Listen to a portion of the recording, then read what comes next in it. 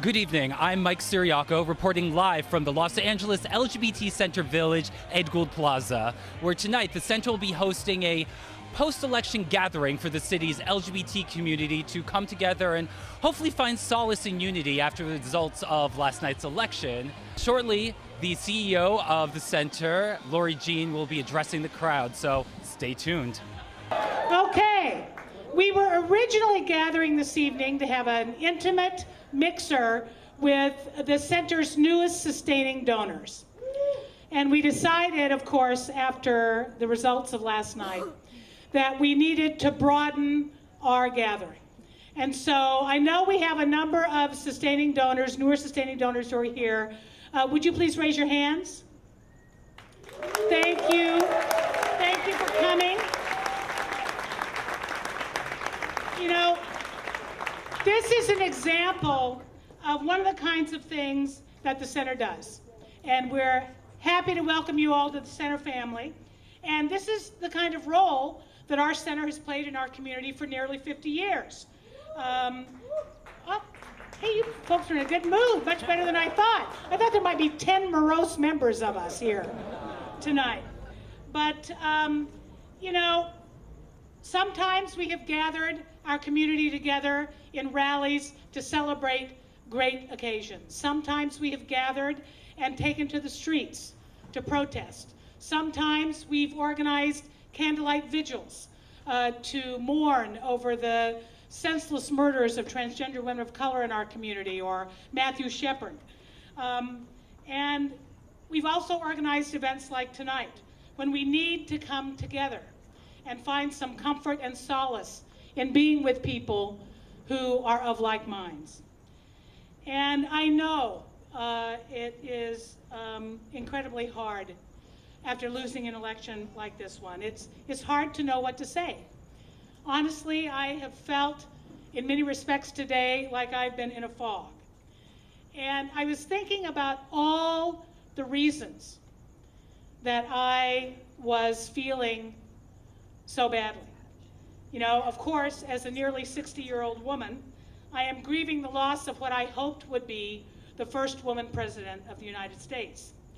And like many of you, I was devastated by the election results. But the only time I actually cried was immediately before and during Hillary's concession speech this morning. I felt so sorry for her disappointment. I felt so sorry for the girls and women here and all over the world who would have been so empowered by her presidency. And I felt so sorry for how her experience of the extreme sexism and misogyny in the campaign, only to lose, might actually serve as a disincentive for other women who might want to run.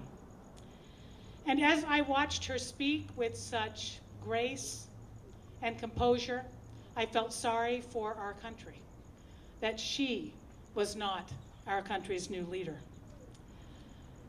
As a lesbian, I fear the consequences for LGBT people of a president and a vice president and a party in control of Congress that ran on the most anti-LGBT platform in history. Pence is the most extreme anti-LGBT pick ever. What laws might they try to repeal that now protect us? What laws might they try to pass that would further oppress us? As a progressive person who cares deeply about the kind of world we live in, and who has dedicated most of my life to fighting for social justice, I fear the consequences for all of the other groups as well, of people who were demeaned or threatened by Trump. Immigrants, Muslims, people of color, people with disabilities, and more. And of course, all of these folks are part of our community too.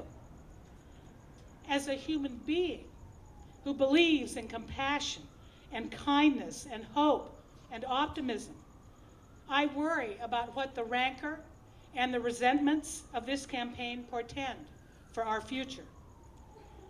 I don't want to live in a country where we treat other people like Trump treats other people. This means to me that we need to set a different example. We can't, as much as we might want to, we cannot cut off the otherwise reasonable people who voted for Trump. We have to work hard to get them back. And I've been talking with a lot of young people who, unlike some of us who are getting grizzled and old, do not have the perspective of understanding what we've been through as a community and survived. Lots of people are talking to me about moving to Canada. I know you might have heard that the Canadian immigration website crashed last night. Too many damned Americans were on that site.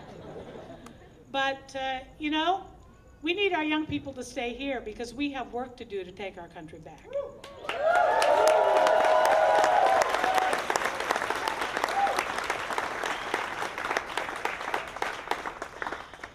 And as the CEO of our center, an organization that advocates on behalf of LGBT people, which provides life-sustaining and life-saving services for tens of thousands of people every single month, and relying a lot on federal government money to do it, I worry about what the election means for us and our future funding.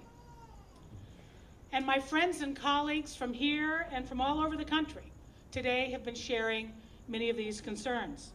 I've read many articles today by all kinds of commentators, and frankly, most of them have been pretty scary and depressing. Others have tried to lift our spirits. And honestly, I want my spirits to be lifted.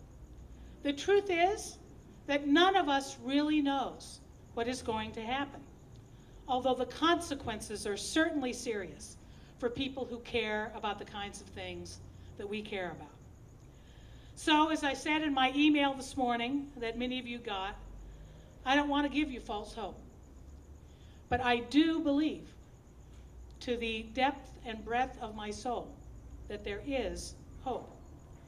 First, it's important for us to remember that every great cause, every social justice movement, regularly experiences setbacks. This is just another one, albeit a big one. But I sincerely believe that it cannot stop our ultimate progress. Second, just think for a moment of what I referenced earlier, what our community has been through and overcome.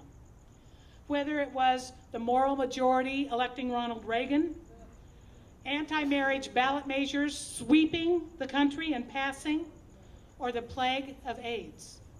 We have persevered, and we have kept advancing, often winning those battles. Trump and a conservative Republican Congress can delay us, but they cannot stop us.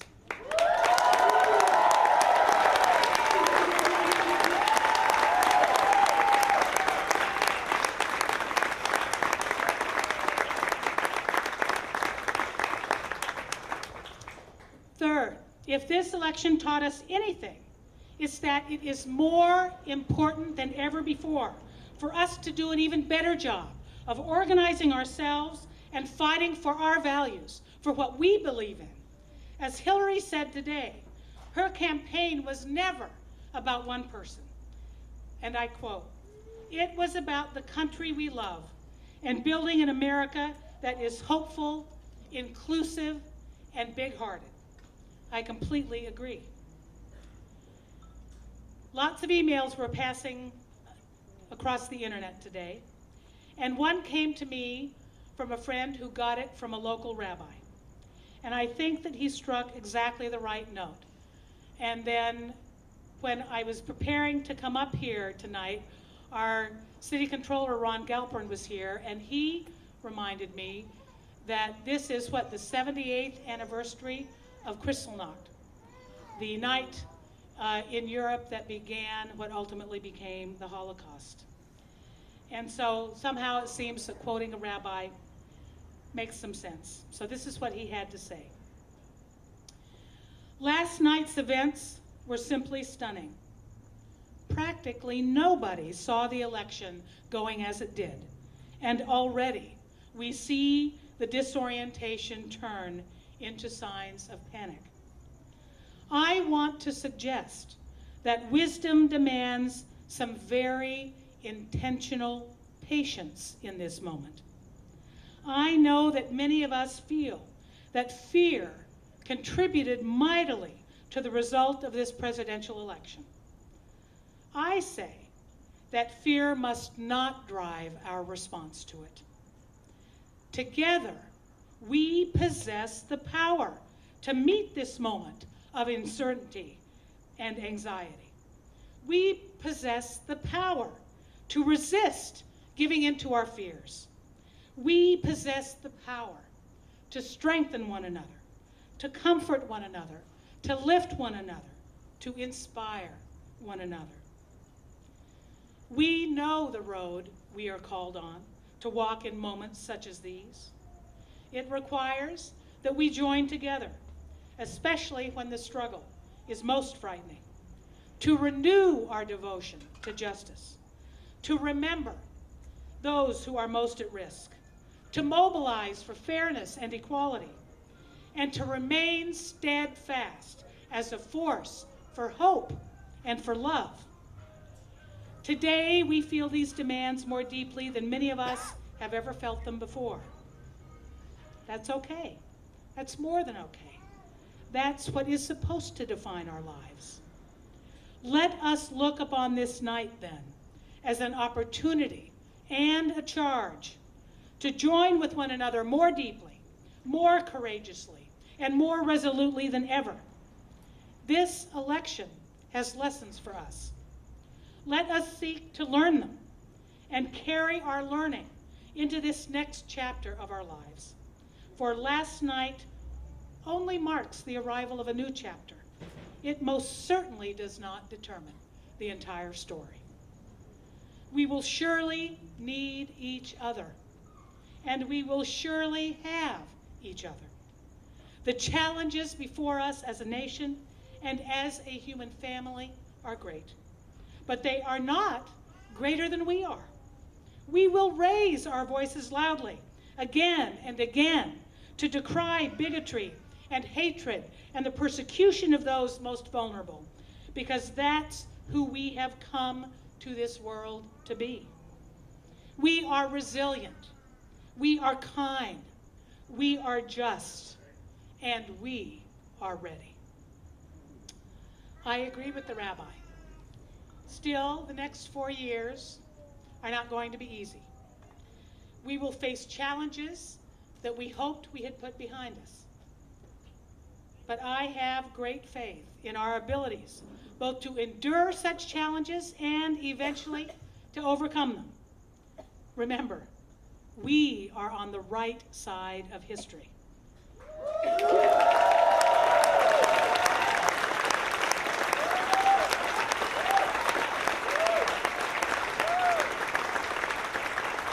And that, my friends, did not change yesterday, and nor did our determination to prevail. So we must remember that we are a community, and sometimes we're a close community, and sometimes we're a fractured community, but we know what it takes to pull together. We know what it takes to make change. And if we will focus on that with intention and with determination, I am hoping that this will be a 4-year low. And that should be our goal. We need to take back our presidency and take back our Congress 4 years from now.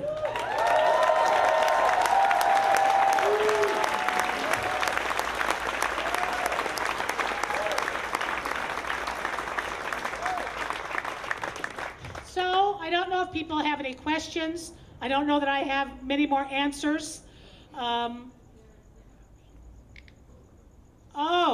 We have a very special guest here this evening.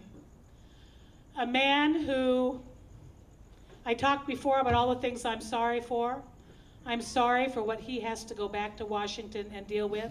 But he is a man who has been a champion for us in the House of Representatives. Please join me in welcoming Congressman Adam Schiff.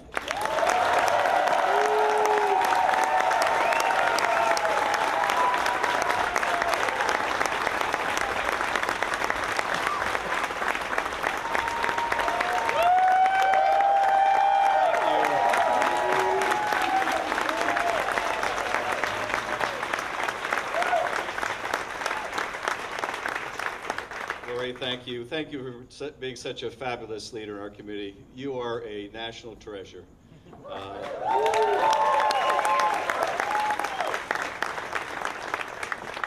I'm going to be very brief tonight. I wanted to come by because I understood that a lot of young people would be here tonight who were deeply discouraged because we've been through these setbacks before. And I think those of you who are young, this may be the first very painful setback that you've experienced, and I know it has been devastating. For me, the sensation that keeps coming back to mind is that of being just punched in the gut, having the wind knocked out of you. But when that happens, we have to pick ourselves up, we have to dust ourselves off, and we have to go back to the fight. We are not going back. We have worked too hard and come too far. We are not going back. I was very excited about our candidate for president and Secretary Clinton.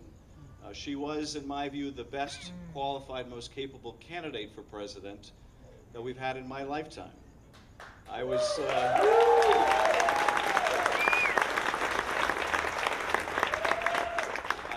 excited about not only what it meant for all Americans, but in particular for young people, for girls like my daughter that could see that the ultimate glass ceiling could and would be broken. And I was excited to have someone in the Oval Office that would carry on in all the progress we made with Barack Obama. And on the other hand, I was terrified of what the prospect would be should Donald Trump become president of the United States. As I watched that campaign, that ugly and divisive campaign with its dog whistles to discrimination, it gave me chills to imagine what our country might be under his leadership. So we have a real challenge on our hands. We now have all three branches of government really controlled by conservatives, the Congress, the presidency, and now with a vacancy to be filled on the Supreme Court, a majority on the Supreme Court. So we have our challenge cut out for us, and I think for those of us in the minority, that responsibility of safeguarding our rights, safeguarding equality, safeguarding our values is going to be more essential than ever. But I want to tell you in this dark hour, in this challenging time, that there is great hope. We will persevere. We have overcome more difficult challenges than this. We will dust ourselves off. We will rejoin the fight. And those of us in Congress are determined. We will not let them roll back the progress that we have made. We will not.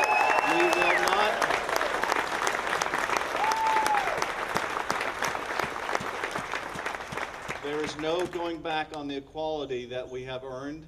There is no going back on the health care we have been able to provide to millions in this country. We are just not going back. America will go forward. And sometimes it is in lurches, and sometimes there are setbacks, but we go forward. We march on. We have come too far. Thank you, and God bless.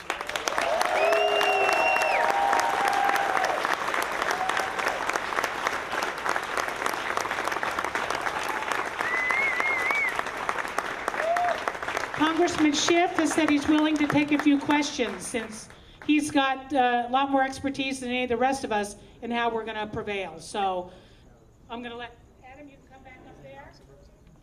Adam, Lee, walk up. Right in the front. Hi, Lee. What are we going to do? What are we going to do? Buy more, drink more. You know, look, yesterday was awful. It was awful. I had the saddest victory party I've ever had. Today is better. Tomorrow will be better still. Tomorrow is better still. We're all, I think, still in shock about what happened last night.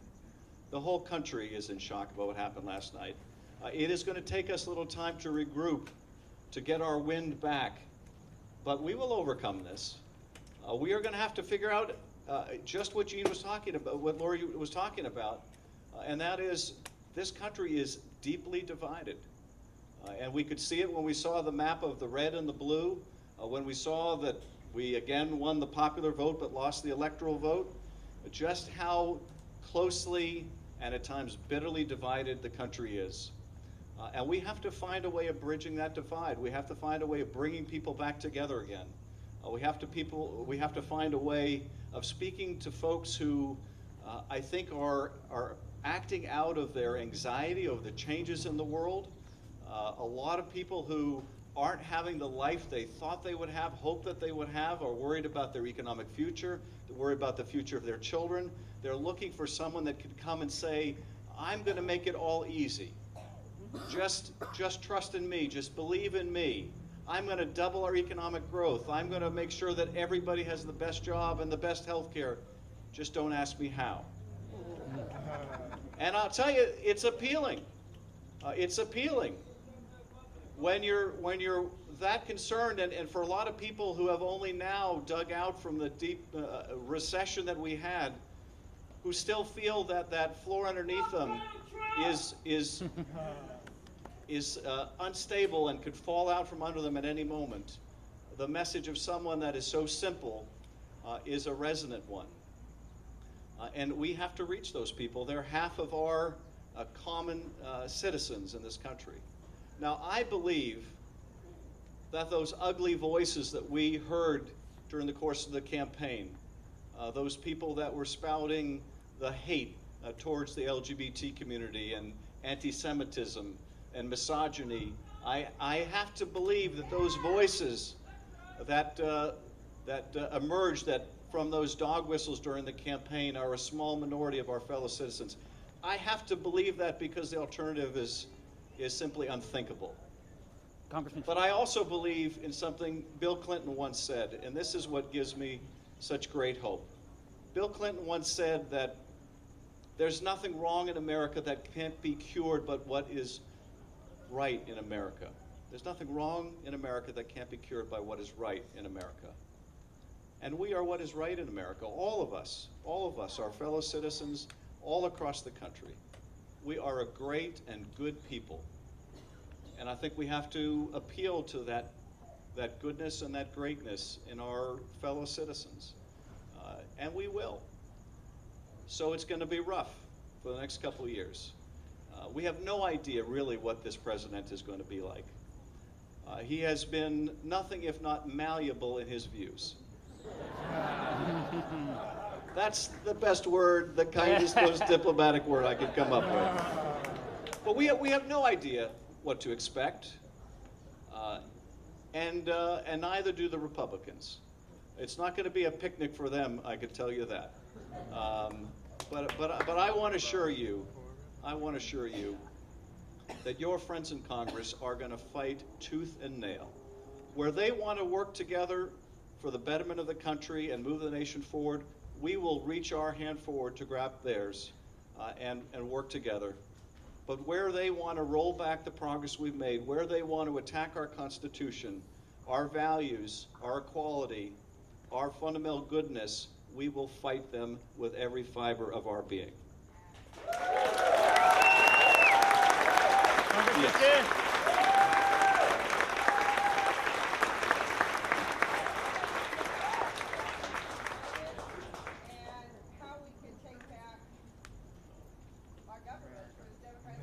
The question is about Citizens United and how can we take back our country from this flood of often anonymous spending. Well, unfortunately, the near-term solution of that problem has moved farther away from us, and that was the change in the Supreme Court. With a different court, we might have been able to overturn that decision. Now we're left with really two remedies in the near term. One extraordinarily difficult, and that is an amendment to the Constitution. I never thought I would offer an amendment to the Constitution, but I did. One that was drafted principally by Larry Tribe, one of my old professors, that would allow the Congress to set limits not only on contributions but on expenditures, to do away with these so-called independent expenditures that are anything but, and also allow states that choose to enact public financing of campaigns. But that is a very long, hard, steep road. There is something that we can do without amending the Constitution that has great power, and that is the Disclose Act. That is transparency. That is the requirement that we disclose contributions by corporate givers. And I'll give you the chief illustration. It's one you know very well. When Target contributed $500 to an anti-LGBT initiative, I think in Minnesota some years ago, the customers of Target rose up and said, if that's where you're coming from, I'm not shopping there anymore. I'm not buying your stock. I'm not going to your stores. I was going there for the products, not for this backward social vision that is reflecting that contribution. And I can only imagine the shareholder meeting where the board of directors said amongst themselves, okay, whose brilliant idea was this? And Target made the decision, we're going to give $500 to the other side, and then we are done. We are not going to soil our brand in that way again. And this is the power of disclosure. It can be very powerful. It empowers shareholders, it empowers the public and customers. So that is something that we ought to fight for in Congress, and that is something that we can do without amending the Constitution. Now, obviously, higher burden right now. But I'm convinced that when more of my friends in the GOP are on the receiving end of millions of dollars of negative attack ads, they may find religion when it comes to disclosure of contributions. And I know you have a long night ahead of you, so I don't want to take up too much of your time. Laura, you tell me when you want me to... Let's do one more. One last Congressman question. Schiff, so we just got marriage equality. How likely should we be afraid that it's going to be reversed? And if it is reversed, what happens to us that are already married? And the question is, how worried should we be about marriage equality? And among those who are already married, among those who hope to get married, want to get married, want to meet the right person to get married. Look, I think, thank God for the courts, many of them on marriage equality, and the courage that many of our judges have demonstrated. There are real limits, I think, to what a new president can do and what the Congress can do, though they will try. And I have to think that if there is any change, any potential law in the land that merits an unending filibuster, anything to do away with marriage equality would be number one on my list.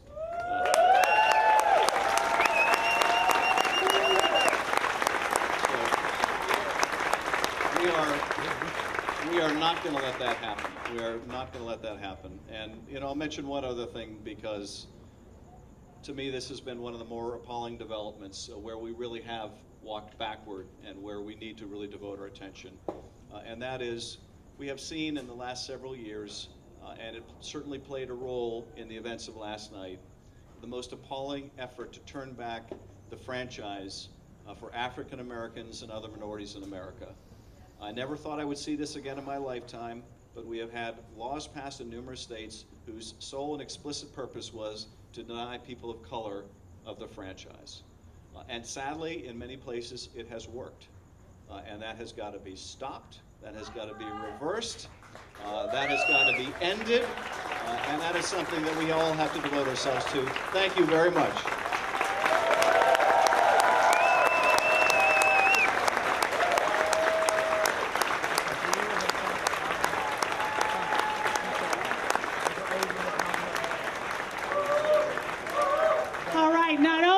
Congressman Schiff, a fabulous ally. Not only is he, in my opinion, one of the smartest members of Congress, but he is the only member of Congress who has ever ridden every mile of the AIDS life cycle. Yeah!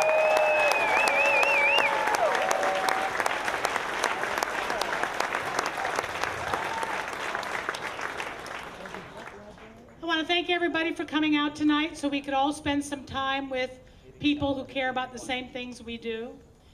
And I talked about how the next 4 years are going to be tough. But we've got a few days before then.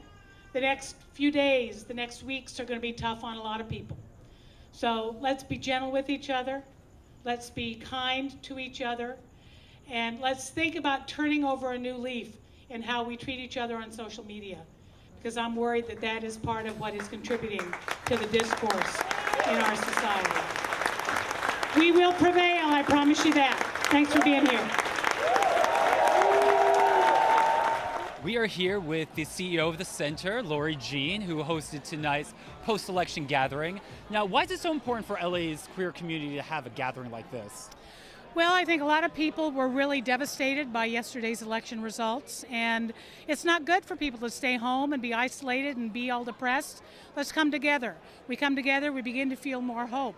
We begin to spend some time with people who remind us that we have a community that's here to support us. Now, you just made a great speech, and one of the points you made in your speech was the concept of the consequences of this election, specifically to the LGBT community. You mentioned how we've gone through the AIDS epidemic, how we've gone through marriage equality. As someone who's been through there, compared to that, how freaked out should we be right now? Well, I think the consequences of the election are very serious for our community. It's not a complete disaster, because the truth is that we don't really know exactly what Donald Trump thinks. And we also have still a lot of progressive Democrats who are in Congress and that are in the presidential administration or in the federal government who are going to work hard to not turn back the clock. But, you know, with a Republican-controlled Congress and a Republican president, we're at risk.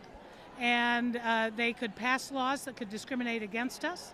They could repeal laws that protect us. They could cut funding for LGBT organizations like the center and all over the country. So we're going to have to be very vigilant, and we're going to have to fight back at every turn if we have to. Now, one of those policies that Trump has always said he's going to repeal on day one is the Affordable Care Act. Mm-hmm. Now, as a lot of LGBT citizens in LA that get health care through the center, how would that affect the LGBT center? Well, many of our clients actually have the Affordable Care Act coverage, and so we bill that coverage to pay for their care. If they all lose that coverage, we will be struggling to raise money to continue to be able to give them the medical care that in many cases they desperately need.